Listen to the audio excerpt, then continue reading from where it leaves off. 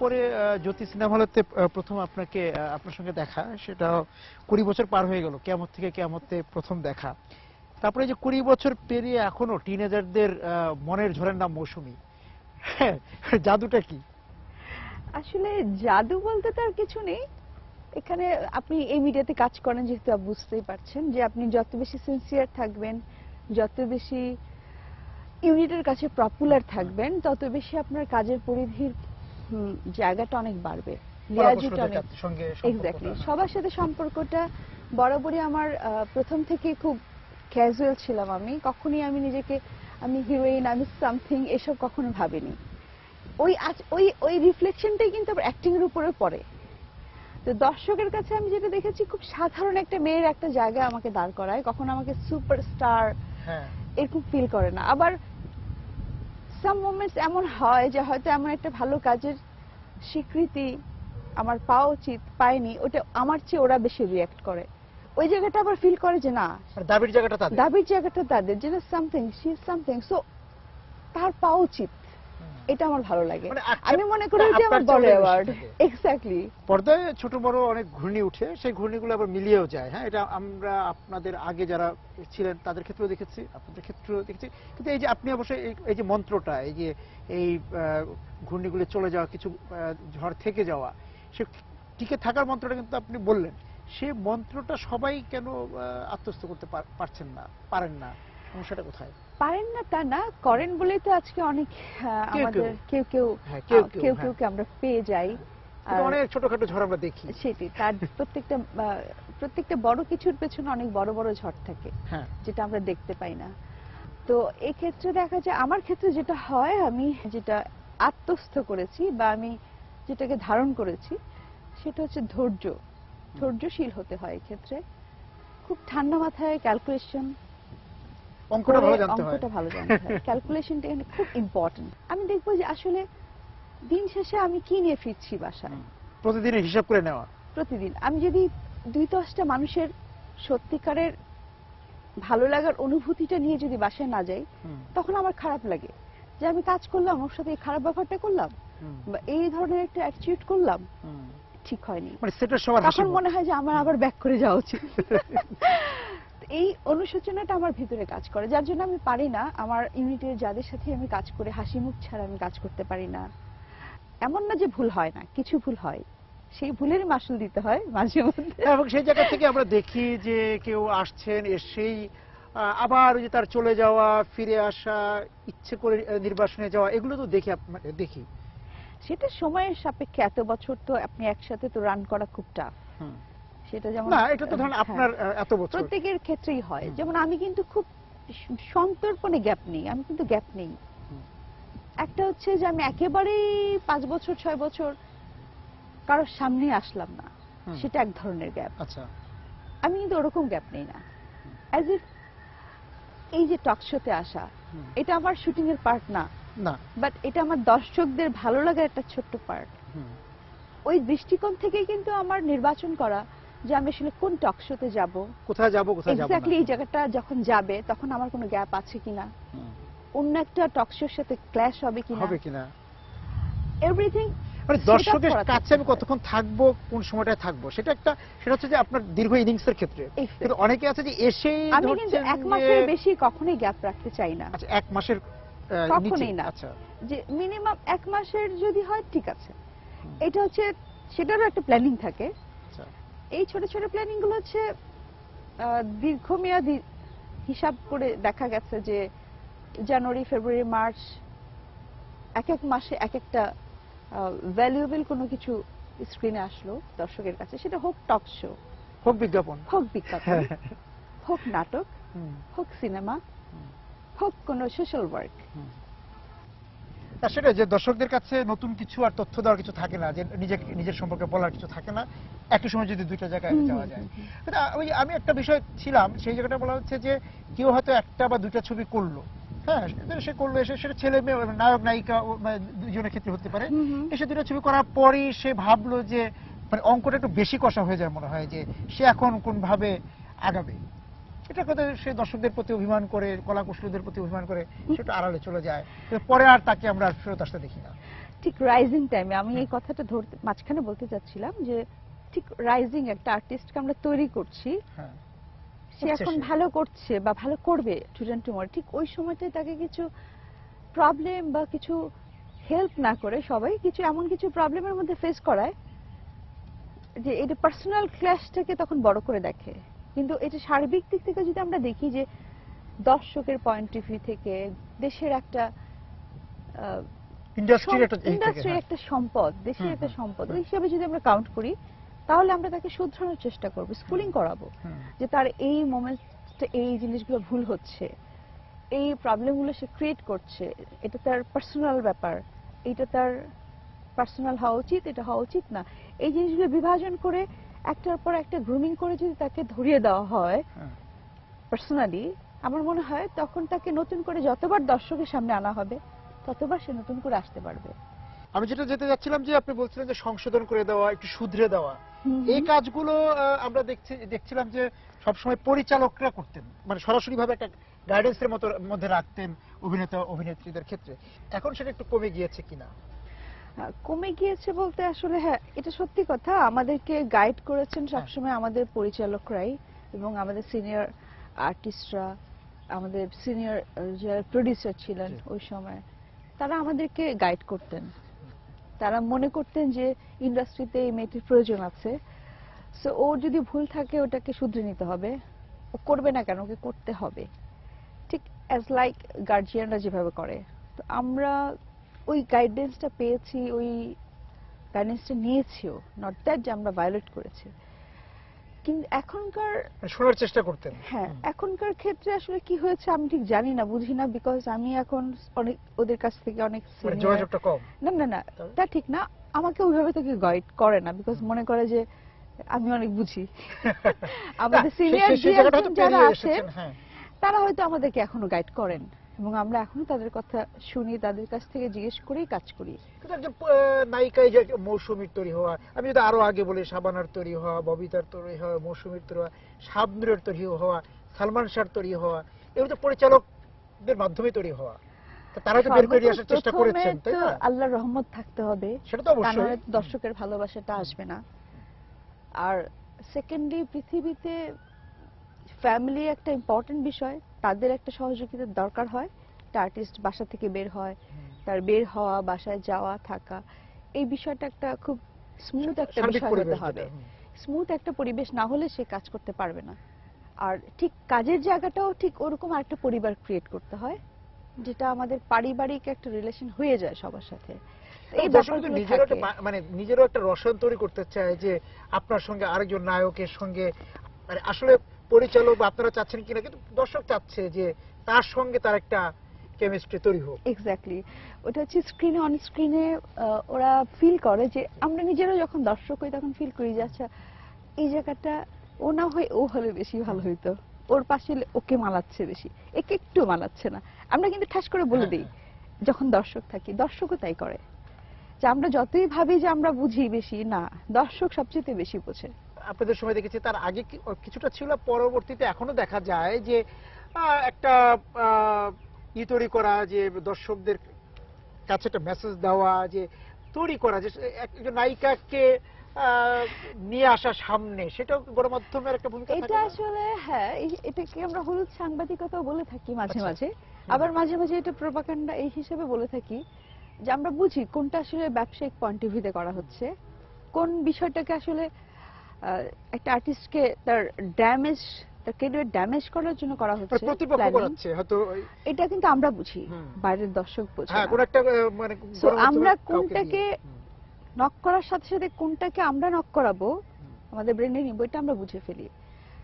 তো কেউ কেউ হয়তো বা। কেউ কেউ, হ্যাঁ, মানে দর্শকরা না, আমাদের ভেতরের যারা, আপনি যে মিডিয়া পার্সন আপনি বুঝবেন, আমাকে নিয়ে একটা নিউজ হলে আপনি কিন্তু বুঝবেন যে এটা কাপাকে নিয়ে নিউজ হয়েছে, এটা এই কে করাচ্ছে? কে করাচ্ছে, আপনি লিংক আপটা ধরে ফেলেন। সেটাই। আবার দেখা গেল আমার সামনে ছবি রিলিজ, কিছু একটা ডিফারেন্ট কিছু করতে হবে নিউজ, সে জায়গাটা থেকে যখন নিউজটা আসে সেটা নেগেটিভ হলেও আপনি বুঝতেছেন যেটা তো ওই কারণে হচ্ছে, তার মানে এই লিংক ধরে সেই জায়গা থেকেই মানে ছবি বক্স অফিসে নিয়ে যাওয়ার জন্য অনেক সময় তো এই ধরনের খবর তৈরি করা হয়, তাই না? অনেক উভয় হয় দিক থেকে। উভয় দিক থেকে, এবং সেক্ষেত্রে দেখা যায় কখনো পজিটিভ নেগেটিভ অনেক কিছু তৈরি করা কোনো হয়। সময় বক্স অফিস সেটা নেয়, কখনো নেয় না। আচ্ছা, এই যে ব্যাংক ডাকার শব্দ নিশ্চয়ই আপনি শুনতে পাচ্ছেন, আমরা একটু পানির কাছাকাছি যাই। ভয় আবার পড়ে যেন না, পরে না, না, বলবে আমি বলবো সবাই না। আপনি নায়িকা আমি নায়ক। আমি যেটা শুনতে চাই সেটা হচ্ছে যে এই যে কোলা ব্যাং, ঝিঝি পোকা, হ্যাঁ, এদের যে কথোপকথন, এদের যে কথাবার্তা, সেগুলি আপনি শুনতে পান? মানে তাদের সঙ্গে যোগাযোগ আছে? মেঘ, বৃষ্টি? এত বড় আধ্যাত্মিক লেভেলে এখনো যায়নি। বসেন। আচ্ছা বসেন। হ্যাঁ। কিন্তু অনুভব করতে পারি। তাই সেই অনুভবের জায়গা থেকে মেঘ দেখলে কি বুঝতে পারেন যে এখন মানে এই মেঘটা আসবে কি আসবে না, বৃষ্টি পড়বে কি পড়বে না? মেঘের তো অনেক রকম রং থাকে। কিছুটা, যেমন সূর্য ওঠা দেখলে আমরা বুঝি আজকে রোদ হবে কিনা, মেঘ দেখলেও বোঝা যায়। যেমন ব্যাং ডাকার আওয়াজ শুনে আমরা বুঝলাম যে বৃষ্টি হবে, আসতে পারে। মুষলধারে একটা বৃষ্টি আসতে পারে। এখন যেরকম বাতাসটা কমে গেল হঠাৎ করে, এই আর কি। লাইফটা তো আসলে তাই আমাদের, না? কিন্তু এই যে আপনার কখনো কি মনে হয় যে আপনি একলা হয়ে যান, একলা হয়ে বৃষ্টিতে ভিজে উফ, হারিয়ে যান? ভীষণ ভীষণ এগুলো মিস করি। কেন মিস করি? বিকজ ঠিক টিনেজ বয়সেই তো আমি চলে আসছি, যে বয়সে আমার একটা প্রেমিকের হাত ধরে ঘুরতে যাওয়ার কথা, বৃষ্টিতে ভেজার কথা ছিল। তারপরে বান্ধবীদের সাথে বৃষ্টিতে ভেজার কথা হ্যাঁ। ছিল, বা বিয়ের পর পর হানিমুনে এরকম নির্জন জায়গা হারিয়ে যাওয়ার কথা ছিল মিনিমাম 1 মাস। এগুলো কিন্তু আমি লাইফে করতে পারিনি, আমি আর সানি। ও খুব অল্প বয়সে বিয়ে করেছে, তাই না? ও হ্যাঁ। তখন কত হবে, 27 হবে হাইস্ট। আচ্ছা আচ্ছা আচ্ছা। তো আমাদের তো ওই বয়সটাতে যা যা করার দরকার ছিল আমরা কখনো করতে পারিনি। আমাদের প্রেম ছিল হাইস্ট রাতের বেলা দেখা হতো, কাজ শেষে ম্যাক্সিমাম দেখা যেত হয় আমি লেট করছি, নাহলে লেট করছে। আবার অনেক সময় দেখা যেত যে শুটিং এর পরে আবার কোনো দাওয়াতে যেতে হচ্ছে আমাদের, সেখান থেকে আসতে যদি 5-10 মিনিট লেট হয়ে গেল, তো অপরজনের তো দুঃখের আর শেষ নেই, কারণ একটু পরে ভোর হয়ে যাচ্ছে। আবার মানে দুজনের দুদিকে ছুটতে হবে। আবার দুদিকে ছুটতে হবে। বিশেষ করে ও একটু 9টা পর্যন্ত ঘুমাতে পারলেও আমার স্কোপ ছিল না। আমার তো উঠে রেডি হয়ে ঠিক প্রফেশনালি ঠিক 9টা থেকে 10টার মধ্যে হাজিরা দিতে হয়। সেখানে যে মেকআপটা করতে একটু সময় লাগে, 11টা আমাদের শুরু হয়ে যায়। ওই বিষয়গুলো তো মাথায় রাখতে হতো। প্রেমের শুরু কবে তাহলে? প্রেমের শুরু কাজ করতে করতে। আচ্ছা আচ্ছা, না এই যে মানে একদম মানে প্রেম করা, আপনি বললেন যে তখন তো প্রেম করতে পারেন, তখন হচ্ছে হ্যাঁ একটা পরিচয় হয়েছে, শুরু যদি বলেন তাহলে আমি মাঝখানে বললাম সরি, যদি শুরুর কথাটা বলি যে আসলে আমরা এক্স্যাক্টলি হাজবেন্ড ওয়াইফ প্রেম করতে পেরেছি কবে, সেটা বলবো একেবারে 2 বছর, লাস্ট 2 ইয়ার্স থেকে হয়তো বা আমাদের ওই দেখার বাইরেও একটু সময় কাটাই আমরা, বাইরে যাওয়া, মাঝে মাঝে বাসায় একসাথে থাকা, মুভি দেখা একসাথে, তারপর হচ্ছে আরো অনেক কিছু থাকে না, হাজবেন্ড ওয়াইফের অনেক ব্যাপার থাকে, যে শেয়ারিং এর অনেক জায়গা থাকে। বৃষ্টিতে ভেজা, যেমন আমি অনেক বৃষ্টিতে ভিজেছি, যে সেদিন হয়তো বাসায় নেই, আমি হয়তো বাসায় আছি, ও তো আর দেখতে পারিনি, জানতে পারিনি, বা ও থাকলে সাথে শর্টে আমরা বৃষ্টিতে ভিজেছি অনেক, সেটা কৃত্রিম বৃষ্টি। বাট অরিজিনাল বৃষ্টি হলে ছাদে হাঁটলে কেমন লাগতো সেটা কিন্তু কখনো ফিল করতে পারিনি। যেটা লাস্ট 2 ইয়ার্স, যে আপনি একটা সেটে আছেন বা একটা লোকেশনে আছেন, সেখানে বৃষ্টি আসলো, সানি ভাইয়ার একটা লোকেশন, সেখানে বৃষ্টি আসলো, আলাদা আলাদা বৃষ্টি সেটাই হয়, সেটাই হয়। এখন যেরকম হয় ছবি তুলে পাঠায় দেয় সাথে সাথে, আর হলো একটা ভিডিও কল দেয়, দিয়ে বলে দেখো দেখো বৃষ্টি হচ্ছে, এই হয়। এই আসলে যান্ত্রিক লাইফ হয়ে গেলে যা হয় আর কি, এর মধ্য থেকে শেয়ার করে নেওয়া, ভালোবাসাটা গ্রহণ করা, আদান প্রদান করা, ভালোবাসাটাকে ব্যবহার করা হয়ে গিয়েছে না, যে সেই কিশোর বেলার কিশোরী বেলার প্রেমটা হলো না, ওই আফসোসটা থাকবে হয়তো সারা জীবন, ওই বয়সে তো ফিরে যেতে পারবে না। আর বয়সের সাথে সাথে মানুষের প্রেমের ধরনটাও চেঞ্জ হয়ে যায় সিচুয়েশন অনুযায়ী। যেটা হয়েছে আমার টিনেজ লাইফটা পুরোটাই আমি দিয়েছিলাম আমার ক্যামেরাকে। সত্যি কথা বলতে ক্যামেরাই হচ্ছে আমার দর্শক। সো আমার যত এক্সপ্রেশন আমার ভিতরে ছিল প্রেম বিষয়ক, যত দুঃখ ছিল প্রেম বিষয়ক, যত ভালোবাসা ছিল মানুষের জন্য, কাজের জন্য যত ভালোবাসা ছিল, সব ধরনের এক্সপ্রেশন এক করে আমি ক্যামেরাকে দিয়ে দিতাম। ক্যামেরাই প্রেম, ক্যামেরাই ছিল আমার প্রথম প্রেম, ফার্স্ট প্রেম, এবং এখন এটা লাস্ট প্রেম। সো প্রেমিক, আমার অনেক বড় একটা প্রেমিক ক্যামেরা। যেমন হচ্ছে আমি ছোট্ট একটা উদাহরণ দিই, আমার সবসময় ক্যামেরার সামনে যে মনে হয় যে আমার অনেক না বলা কথা লেন্স আমার কাছ থেকে আমার এক্সপ্রেশন দিয়ে বের করে নেয়, আদায় করে নিচ্ছে, যেটা আমি বড় স্ক্রিনে দেখতে পাই। ওই মোমেন্টে আমি কি করেছি আমি জানি না, কিন্তু যখন বড় স্ক্রিনে দেখি তখন ভাবি যে এই এক্সপ্রেশনটা তখন ওই ফিলিংস থেকে আমি দিয়েছিলাম। ক্যামেরার সঙ্গে আপনার একটা বোঝাপড়া তৈরি হয়েছে, যেটা প্রেমিকের সঙ্গে হয়। হ্যাঁ, আন্ডারস্ট্যান্ডিং। আরেকটা মজার ব্যাপার হচ্ছে, আমি যতই সাজগোজ করি না কেন, যতই আমি যেমনই থাকি না কেন, ক্যামেরার সামনে যে ওই সময়ের মুহূর্তে আমার যে মুডটা থাকে, সেই মুডটা আসলে কিরকম থাকে ওটা ক্যামেরাই ধরতে পারে। হ্যাঁ, এবং ক্যামেরা ওই সময়ের সৌন্দর্যটাকে বের করে নেয়, চেঞ্জ হয়ে যায় লাইট পড়ার সাথে সাথে। হ্যাঁ, অভিমান হয়। অভিমান হয় যখন হচ্ছে কি বলবো, যখন হচ্ছে আমি বুঝতে পারি না যে আসলে এই কি লেন্সে কাজ হচ্ছে, এই ক্যামেরাতে আমাকে কি শুট করছে, ও আমাকে কিভাবে চাচ্ছে। মানে এক একটা লেন্সের এক একটা ভাষা থাকে, ওই লেন্স যখন আমাকে ওইভাবে চায়, ওইভাবে পায় না, ক্যামেরা চোখের ভাষা পাল্টে যায়, লেন্স তখন হচ্ছে ওর কাজ হচ্ছে ও আমাকে এখন ওয়াইড দেখাবে, নাকি আমাকে খুব কাছ থেকে দেখাবে, নাকি আমাকে আউট অফ ফোকাস দেখাবে, নাকি কোন জায়গাটা আমাকে ফোকাস দেখাবে, এটা অনেকটা ডিপেন্ড করে ক্যামেরাম্যানের উপরে। সো এই তিনজনের বোঝাপড়াটা যখন এক না হয়, তখন হচ্ছে এই সুন্দর করে লাইট দেয়া, সাজগোজ করা, এত কষ্ট করে শুটিং এ আসা সব বৃথা হয়ে যায়। আবার তো পরের শটে যে বা পরের কাজে যে তো আবার সেই অভিমানটা ভেঙেও যায়, তাই না? আরেকটা সুন্দর কাজ হলে ভেঙে যায়। আমাদের চলচ্চিত্র শুরু থেকে তো জুটি প্রথা চালু, এবং সারা পৃথিবীতেই জুটি। সেই জুটির জায়গা থেকে বলা যে একটা সময় আপনার আগে থেকে যারা ছবি করে আসছেন তাদের অনেক কি বলবো বড় ইনিংসের জুটি ছিল, আপনি এসেও সে একটা বড় ইনিংসের জুটি হয়েছে, আপনার কারো কারোর সঙ্গে হয়েছে, জুটি বদলও ঘটেছে। পরবর্তীতে আমরা দেখছি যে জুটিগুলো খুব বেশি বড় ইনিংস খেলতে পারছে না। এখানে ছবির সংখ্যা অনেকটা ব্যাপার থাকে আসলে, আর আরেকটা ব্যাপার থাকে ছবি কয়টা হিট হলো, এই জুটিটার ছবি দর্শক কতটা নিতে পারলো, মানে প্রপার ইউটিলাইজেশন হলো কিনা। এখন যদি বলেন আপনি,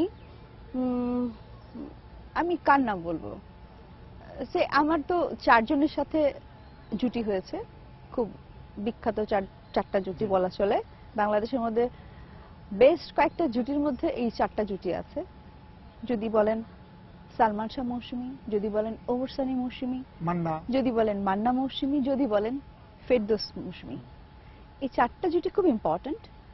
জুটির আলোচনাটা আমি আর একটু যেতে চাই আপনার সঙ্গে, একটু মানে আমরা এই পানির মাঝখানে বসে আছি, সেখান থেকে একটু ডাঙ্গায় যাই, তারপর কথা বলি। দুজনে নিরজনে সাজাবো প্রেমের পৃথিবী, পাখি শোনাবে যে গান, সুরে ভরে দেবে প্রাণ, ফুল দেবে ছড়িয়ে সুর।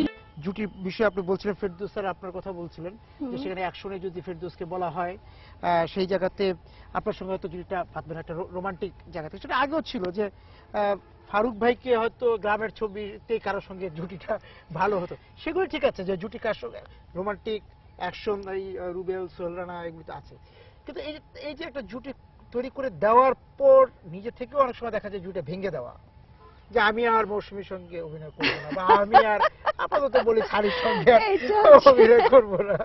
পার্সোনাল ব্যাপার, পার্সোনাল ব্যাপার তো মাঝে মাঝে না, কিন্তু ইন্ডাস্ট্রি একটা মানে পরিচিত দৃশ্য ঘটনা, যেটা আমার আর সালমানের ক্ষেত্রে হয়েছিল। আমরা দুজন চাইতাম, কিন্তু আমাদের ফ্যামিলিগত ভাবে একটু ঝামেলা ছিল। সেই সময়টা সালমানের সঙ্গে আমার ছিল, তখন শাবনূর আসলো, এই কারণে ওই জুটির ছবি কিন্তু বেশি নেই। সালমান আর মৌসুমীর জুটির ছবি কিন্তু আমরা কম দেখেছি, তুলনামূলকভাবে সালমান শাবনূরের ছবি অনেক বেশি, শাবনূর চলে আসলো, আর ওমর সানি মৌসুমীর ছবি অনেক বেশি একসাথে। তো এটা হয় আসলে, যদিও এটা হওয়া উচিত না আমার মতে, কারণ দর্শক এত কষ্ট পায়। এখনো পর্যন্ত দর্শক আফসোস করে যে কেন আমাদের জুটিতে আরো ছবি ছিল না, প্রশ্ন করে। এসবের জবাব নেই আসলে। হ্যাঁ, মানে কিয়ামত থেকে কিয়ামতে যেভাবে তারা গ্রহণ করলো মৌসুমী সালমানকে, সেটা আরো যেতে পারতো। আসলে আমরা তো ভাবে আমরা অনেকদিন বেঁচে থাকবো, আমাদের আসলে আন্ডারস্ট্যান্ডিং হয়ে গিয়েছিল লাস্ট মোমেন্টে, যখন ওর মারা যায় ঠিক ওই সময়টাতেই আমাদের কিছু প্রবলেম সলভ হয়ে গেল, এবং আমরা ডিসাইড করলাম যে দুজনে আরো কিছু ছবি করবো একসাথে। বাট ও তো মরে গেল। আর কোথায় পাবো ওকে? পৃথিবীর কোথাও তো আর খুঁজে খুঁজে পাওয়া যাবে না না সালমানকে। হ্যাঁ। আর সেটা তো এক অভিমানের আমরা মনে করি, আমরা যতটুকু জানি যে অভিমান করে চলে যাওয়া যাক, এটা একটা এটা হয় বন্ধুদের মধ্যে, বন্ধুদের অভিমান হয়, ভাই বোনের সাথে ভাই বোনের অভিমান হয়, খুব স্বাভাবিক বিষয়টা, এটা অস্বাভাবিক কিছু না। কিন্তু আসলে অতিমাত্রায় হলে যেটা হয়, দূরত্বটা অনেক বেশি হয়ে যায়। মাত্রাটা। হ্যাঁ, মাত্রাটা। তা না হলে হয়তো ও অ্যাটাচমেন্ট থাকলে আমরা বোঝাতে পারতাম, করতে পারতাম, অনেক কিছু হতে, অনেক কিছু নাও সেখানে হতে যে আমরা পারতো। একটু আগে বলছিলাম ওখানে বসে, তার আগেও যে একটা গাইডেন্সের ব্যাপারটা আপনিও বলছিলেন, যে গাইড করা। আসলে ওই সময়টা একটু ছাড়া ছাড়া হয়ে গিয়েছিল তো, ওর সার্কেল থেকে একটু দূরে সরে গিয়েছিল, যে কারণে হচ্ছে ও নিজে থেকে কি কি যেন ভাবতো করতো, যেটার মধ্যে আমাদের জানার ক্ষমতাটা খুব কম ছিল। এই আর কি, এখানে একটু দুঃখ রয়ে গেছে সবার, আফসোস যে আসলে কেউ আমরা টেক কেয়ার করতে সেটা পারলাম এবং না। চলে যাওয়ার কারণে অতৃপ্তিটা একটু বেশি হয়েছে, যে যদি থাকতো, তাই না সবার মধ্যে। সেটা আছে, Exactly. এটা সালমান এবং মৌসুমীর ব্যাপারটা আছে থাকলে, কিন্তু পরবর্তীতে যে আরো জুটি তৈরি হলো, তাদের ক্ষেত্রে আমরা একই দেখলাম যে হচ্ছে না, নিজে থেকে না হচ্ছে না না তা না, পরবর্তীতে দেখেন যেটা মান্না ভাই বেঁচে নেই, তো মান্না ভাইয়ের সাথে জুটি হওয়ার তার কোনো ব্যাপার নেই। তারপর হচ্ছে সানির সাথে আমার বিয়ে হয়ে যাওয়ার পর আমাদের জুটিটা তো এমনিতেই পার্সোনাল জুটি হয়ে গেছে আমরা। দর্শকরা কি দর্শক ওইভাবে একটি রোমান্টিক জুটিটা তো ওইভাবে নিবে না। হুম, আমাদের যেটা হয় যে গল্পের প্রয়োজনে হাজবেন্ড ওয়াইফের কোনো ব্যাপার আসলে সেটা মেনে নিতে পারে। তখন এটা চায় যে না, তাহলে হাজবেন্ড ওয়াইফই যখন, তো ওয়াই নট তারা, হুম। ওইটা আরো রিয়েলিটি হয় আর কি। সেখানেও যদি গল্পের ক্যারেক্টার ভালো থাকে আমরা করি অনেক সময়, সেটা খুব কম করি। আবার দেখা গেছে ফেরদৌস আর আমি এক নাগারে, ফেরদৌস আর আমি অনেকগুলো এই গ্রামীণ টাইপের ছবি, খায়রুল সুন্দরী হিট হওয়ার খায়রুল কারণে সুন্দরী, আমাদের অনেকগুলো ছবি আসলো, যেটা আমার একদমই পছন্দ হচ্ছিল না, যে ওয়াই ফেরদৌস আর আমি হলেই কেন এরকম ছবি হতে না, হবে। সেটা না গ্রামের ছবি হবে। হ্যাঁ, আমাদেরকে নিয়ে স্মার্ট কিছু চিন্তা করেন, ভালো কিছু চিন্তা করেন, করব আমরা। আমি চেষ্টা করি যে যেহেতু জুটি বেজ এখন আর হবে না, তো চরিত্র বেজ যদি কিছুটা দর্শকের মনে ভালো লাগানো যায়, সেটাই বা কম কি। চরিত্র তার মধ্যে আপনি দেখেন যুদ্ধ তো গেছে ইন্ডাস্ট্রিতে, অশ্লীলতার একটা টাইম গেল, একটা বড় যেখানে- সময় নিয়েছে। বড় সময় গেছে, যেখানে হচ্ছে আমরা রোমান্টিক হিরোর হাত ধরে শট দিতে ভয় পেতাম, কারণ হাত ধরে শট দিলে পরের শটে কি যে লাগাই দেখাচ্ছে, দিবে, হ্যাঁ। কি দেখাই দিবে আমরা জানি না, আধো লাইটে শুট করে কি কাটপিস লাগাই দিবে আমরা জানি না, হ্যাঁ, ওই যে এই যে- দর্শক ভাববে যেটা আমি করেছি। এই কাটপিসের জায়গাটায় আমরা দর্শক হারিয়েছিলাম, আবার যে দর্শক ফিরে আসলো, কিন্তু আবার একটু অন্যরকম ছবিগুলো চলে আসলো, এখন অনেক ছবি হচ্ছে। এটার জন্য আসলে মান্না ভাই হ্যাঁ। অনেক অবদান ছিল, মান্না ভাই অনেক যুদ্ধ করেছে, আমি শ্রদ্ধাশীল মান্না ভাইয়ের এই অশ্লীলতার বিরুদ্ধে। অশ্লীলতার বিরুদ্ধে যে চেষ্টাটা ছিল, কারণ বাধ্য হয়ে অনেক কাজ তাকেও করতে হয়েছে, অনেক ছবি করতে হয়েছে, যেসব ছবিতে পরবর্তীতে কাটপিস পাওয়া গেছে পেশাগত কারণে করতে পেশাগত হয়। কারণে, কিন্তু সে হয়তো জানতো না, বাট তার ইচ্ছার বিরুদ্ধেই ছিল, এবং ঠিকই মার্ক করে করে সে বের করে নিতেন, লিস্ট করে করে, যে এরা এরা অশ্লীলতাটাকে বাড়াচ্ছে, এরা আগায় নিয়ে যাচ্ছে, সো এদেরকে কট করো, আটকাও। এই ব্যারিকেড দেওয়ার জন্য যে একটা ভয়েস দরকার ছিল, সেটা ছিল মান্না ভাই। এখন যেটা হচ্ছে যে সেই অশ্লীলতার পরে আবার ডিজিটাল ছবি চলে আসলো, ডিজিটাল, তারপরে এখন সিনেপ্লেক্সে ছবি দেখা হচ্ছে। এই যে পরিবর্তনটা, এখন অনেক কিছু এবার আছে, আগে যেরকম এফডিসি নির্ভর ছবি হতো, এফডিসি কেন্দ্রিক ছবি, আর বাইরেও কিন্তু ছবি হচ্ছে। বাইরে হচ্ছে কারণ অনেকেই চাচ্ছে যে ফিল্মে ভালো কিছু হোক, তো ক্রিয়েশনের দিক থেকে এখন যে ইন্টারন্যাশনাল মুভিটা ব্যাপক আকারে আমাদেরকে বাংলাদেশকে সাপোর্ট করছে বা বাংলাদেশ সাপোর্ট নিতে পারছে, এই একটা লাইন তৈরি হয়ে আছে, যাওয়ার পথ তৈরি যাওয়ার হয়েছে। পথ তৈরি হয়ে আছে। তো এখানে আমাদের যে ইয়াং জেনারেশন যারা আসছে, এরা কেন পিছিয়ে থাকবে? ফিল্মের অবস্থা হয়তো ব্যবসাগত দিক থেকে অনেক শুরু থেকে যদি বলি, অনেক এই পর্যন্ত কিছুদিন আগ পর্যন্ত ভালো ছিল, এখন কিন্তু আবার যদি এটাকে হাল ছেড়ে দেওয়া হয় আবার আরো খারাপ হয়ে যাবে, তো হাল ছাড়া যাবে না। এবং এই জায়গায় একটা অভিযোগ আছে, আমি জানি না আপনি মানে সেটা হচ্ছে যে এই যে ডিজিটাল ফরম্যাটে ছবি করা হচ্ছে, এফডিসির বাইরে যারা করছেন তাদেরকে আবার এফডিসি থেকে বলা হচ্ছে এগুলো তো টেলিফিল্ম হয়ে যাচ্ছে, এগুলো তো ছবি হচ্ছে না না, এটা ঠিক না আসলে। একটা মেকারের কোনোদিনই কোনো ছবি পুরোপুরি ফুল ফ্লেজেডলি টোটালটাই ভালো হবে এমন কোনো কথা নেই।